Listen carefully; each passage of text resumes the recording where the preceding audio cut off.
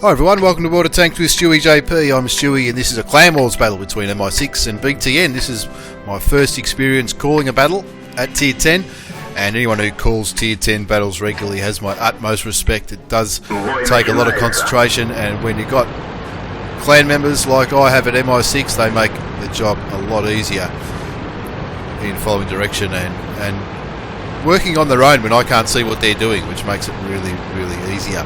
We're on mines, we're attacking from the north, and I've covered the mini-map because people do look on YouTube for different strategies, and if anyone's silly enough to want to copy my strategy, then good luck to them, because I think a lot of this was luck more than anything. Well, you can see we've got a lot of Russian mediums, or a lot of mediums full stop, so we're rushing the hill on mines. We've also got an artillery which is going to put a bit of damage into the enemy side from the back.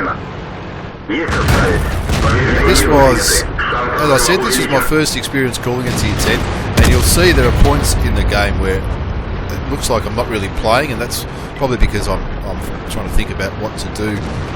Trying to think what everyone else is going to do is a lot harder than just trying to work out what you're going to do. I only land a few shots, but you can see we've spotted just about all of the enemy, so they're coming up now on the right hand side of the screen. I have taken a little bit of damage. I'm down to a little bit above half health, and we're at a point where we've spotted just about all of them, and so we're just trying to work out how we can use artillery to get rid of some of those heavies. Normally on mines people will take a lot of mediums, and it's a bit of a medium shootout, but BTN have taken just the one, or just the two mediums, and the rest predominantly heavies and a couple of tank destroyers. So heavies and tank destroyers can really put a lot of damage into medium tanks, so we need to make the most of our artillery, keep as many of them lit up as we can, and try and wither them all down to a low health, and then finish them off with the mediums. That's the idea. You can see Ryan and his artillery was zooming in on that Jag Panzer E100, a very dangerous tank which can almost one-shot, not almost one-shot, but yeah, pretty close to one-shot a lot of these mediums. Now the T92's been spotted. I'm trying to get a shot on him, but he knows, he's obviously got sixth sense, he knows he's been spotted and he's moved behind those buildings. During the game, we're all talking on TeamSpeak. We do have 2 or 3 different groups, different little wolf packs going around the map. Basically the Russians are in the middle, the Russian mediums are in the middle of the hill with me, as you can see, the 140 and the T62. Now I'm driving around and I'm sort of looking at different parts of the map as I'm driving around. It does look very confusing and very you know, it looks a little bit disorganised, but I'm just trying to work out what everyone's doing and how we can get rid of some of these heavy tanks. There are a lot of them. You can see our bat chats are over there on the corner. They're ready to make a rush on their base and clean up whoever's left on low health at their base, but at the moment nobody's spotted, so I continue just to drive around the hill, just trying to light a few tanks up. Those heavy tanks just in front of me, the IS-7 and the E5, are both on low health. And we're not going to fall into the trap, which when you're in a medium tank it is easy to fall into the trap of pushing early. We want to let artillery take as much damage out of the enemy tanks as they can, as well as our 2 tank destroyers, the Object 268 and the American E4. So the Russian mediums on the hill are just sniping from the hill. You can see the bat chats moving in now. That's why I'm sitting in this bush watching now. I'm trying to get one shot into that E5, but he's just in the wrong kind of place, so I shoot the object, but unluckily I bounce him, even though I was firing gold. I shot right in the middle of a tank, but the bat chats clean him up. We're winning 4-1 now, so this is looking really good. I'll take a little bit more out of that E5, because sooner or later those bat chats are going to need to reload, and I don't have a bat chat, but it's about 40 seconds to reload a full clip on the French Tier 10 medium auto loader. So we've still got plenty of those heavies to shoot at, and most of them are lit up, and you can see a few of them are on low health. The artillery's done the job. A few of them are one-shot kills for anyone. The E5 that's camping the base is gone. And I'm just using this hill as a bit of a central position where I can just direct everyone and have a look at everyone, what everyone's doing, what everyone's health is on, rather than do a hell of a lot of damage myself. As I said earlier, it does take, someone was mentioning to me the other day, it probably takes about half your game away from you when you're trying to call the battle, because you're not just trying to worry about what you're doing, you're looking at the map, you're looking at where everyone else is, you're looking at what kind of health everyone's on,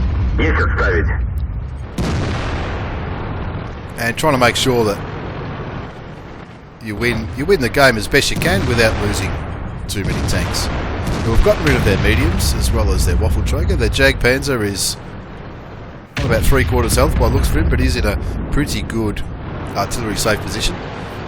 And their heavies are pushing around the corner on mines, which isn't a bad tactic, I guess. It's not something I've ever tried, but sometimes when the enemy do it, sometimes it can be quite challenging.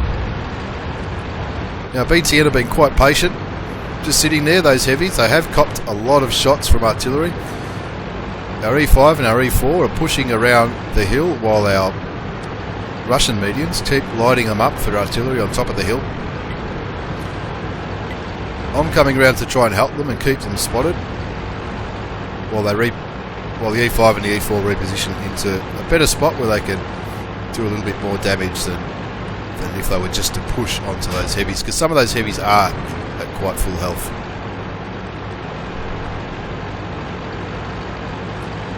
Get back up onto the hill just to try and light a few more up, because I think at this stage only a couple of them are lit up. We want to make sure we know exactly where they all are. And we're talking to Ryan, who's in the Conqueror gun carriage of the Tier 10 British artillery, which packs a really mean punch. It can really devastate a Tier 10 heavy tank if he hits it in the right spot. And without giving too much away, he ends up with well over 6,000 damage at the end of this game. Now we still do have plenty of time in this battle, but because we're attacking, the onus is on us to win it. A draw is the same as a win for BTN, who are the landowners. You can see the IS-7, E100 and E5. Most of them are on pretty high health. One or two are down to a very low health. So we're just regrouping. From memory, I think at this point of the game, the Batchats are reloading. They've taken out some of the tanks near their base, but they're also spotting for artillery. So if that Jag Panzer or the T92 that was last seen at their base gets lit up again, Ryan will be able to hopefully take them out with one shot.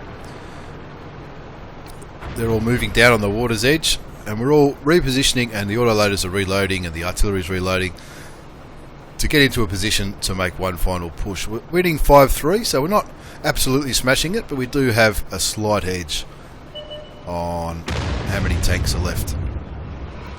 Artillery shoots, I think that was their artillery taking a shot at one of us on the hill. I'm pretty confident I'm not spotted. If I've been sitting in this position for quite some time, if I was spotted, then I'm sure someone would have shot me, probably that Jag Panzer back at the base. Ryan's put in the chat that he's got 43 seconds before he's reloaded. We can see their artillery again, and I'm hoping he pokes out, but we know he's going to poke out. The Batchats move in to try and clean up. They've obviously reloaded, so the Batchats decided they're going to clean up that Jag Panzer and then get rid of the artillery with their clips. As the heavies on the other side engage their heavies, so they can't go back to kill their Batchats. And now with that swift move, we're up 8-3.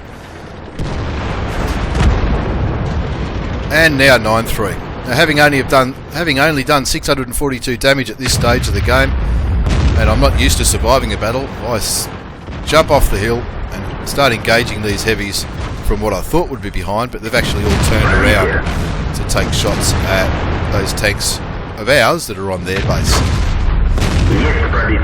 So I'll put a few shots into this E100, which puts him down to a one shot for someone.